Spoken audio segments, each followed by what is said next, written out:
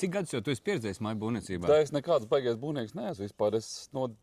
Šito māju sāk būvēt 2014. gadā. Nē, sāk 15. vai 14. Jā.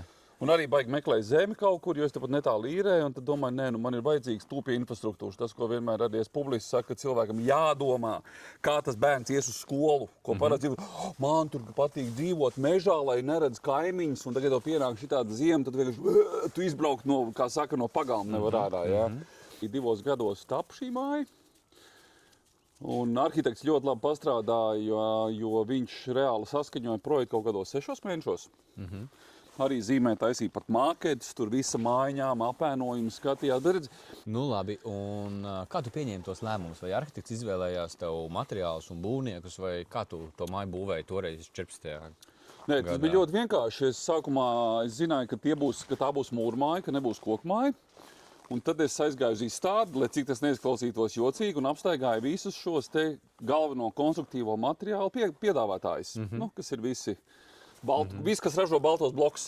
Un tu laikam biji labs pārdevējs. Biju toreiz. Jā, varbūt tagad arī esi. Un tad es atceros, kad es apstaigāju vēl izstādē visus. Un no izstādes es piezvanīju arī Reinim, jo arhitekts bija Reinis Saliņš. Piezvanīju Reinim, pateicu, ir lēmums pieņemts. Ītongs, viss, done.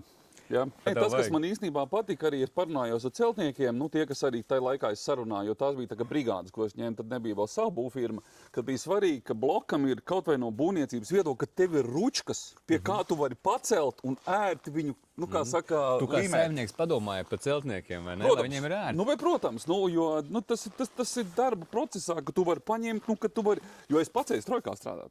Es džekiem smējos, es saku, mana kvalifikācija ir rakt, pienest, ķerra, lāpsta, jā.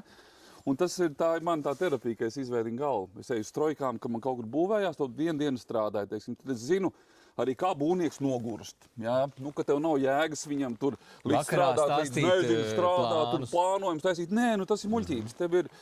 Tev jāļauj, tev ir tas cilvēciskais faktors jāsaklabā. Tev tie cilvēki pretī, vai ne?